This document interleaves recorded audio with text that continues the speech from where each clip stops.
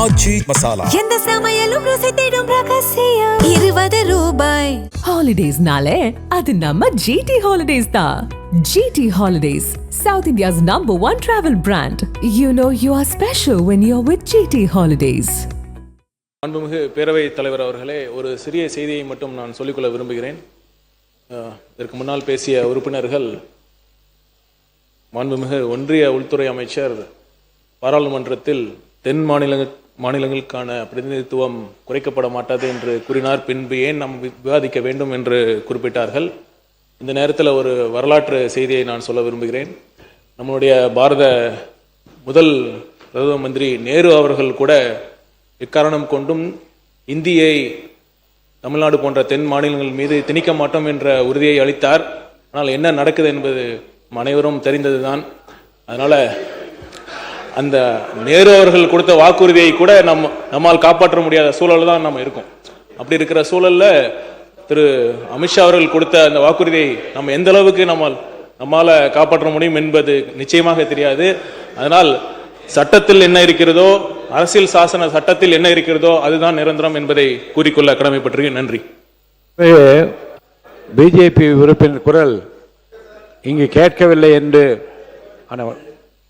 மாண்புமிகு முன்னாள் முதலமைச்சர் எடப்பாடி பழனிசாமி. மாண்புமிகு பேரவைத் தலைவர், ஒரு நாட்டினுடைய உள்துறை மந்திரி, இந்தியாவுக்கு அவர் தான் உள்துறை மந்திரி.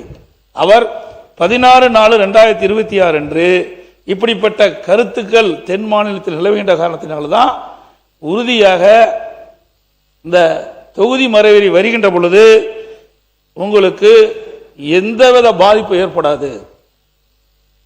தொகுதி மறைவேறி செய்கின்ற பொழுது அதில் இப்போ இருக்கின்ற 7.18 விகிதாச்சாரம் குறையாமல் பார்த்துக் கொள்ளும் என்ற உறுதியை கொடுத்திருக்கின்றார்.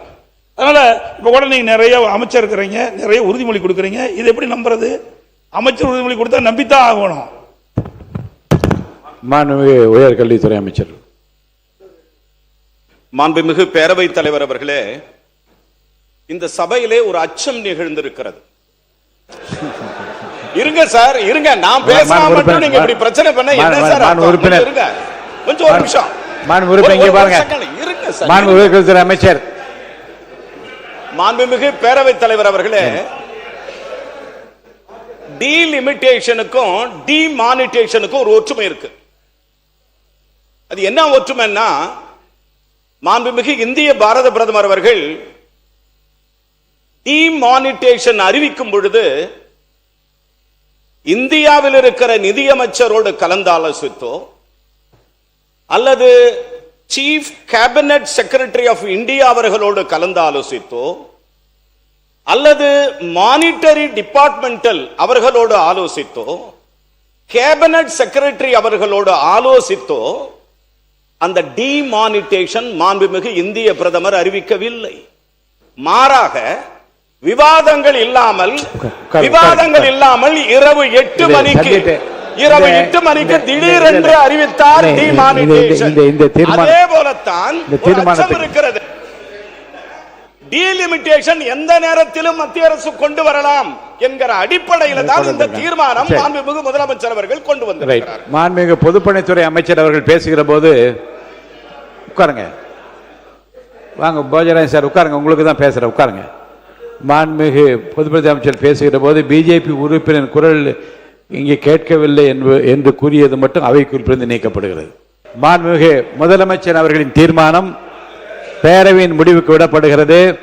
ஏற்போர் ஆம் என்க, மறுப்போர் இல்லை என்க. ஏற்போரே அதிகம் என்று கருதுகிறேன். ஏற்போரே அதிகம். தீர்மானம் நிறைவேறியது. நக்கீரன் டிவிக்கு சப்ஸ்கிரைப் செய்யுங்கள். உங்கள் ஆதரவே எங்கள் பலம். ஆசிரியர்களுக்கு நண்பனாகவும் மாணவர்களுக்கு ஆசானாகவும் திகழும் தேர்வு வழிகாட்டி. ஒவ்வொரு பாடத்திற்கும் அனுபவமிக்க ஆசிரியர்களின் துல்லியமான தெளிவான விடைகள். CNC இருக்கு, தேர்வு பயம் எதற்கு? இது தீரன் பப்ளிஷிங் ஹவுஸ் விற்பனை வெளியீடு.